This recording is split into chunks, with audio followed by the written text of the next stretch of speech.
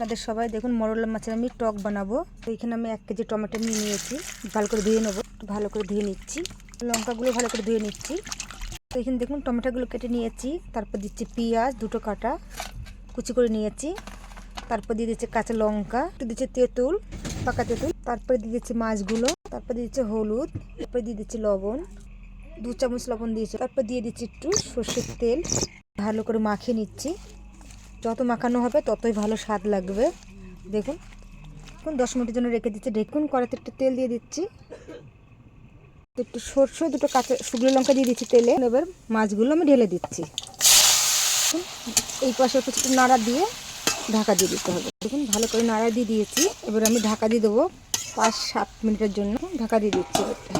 10 minute হয়ে গেছে, চলুন দেখি কিরকম। আমি একটু জল দিইনি, এই তরকারিটা এই টকটা এত খেতে স্বাদ হয়। টকটা কত সুন্দর হয়েছে, কত সুন্দর ফুটছে।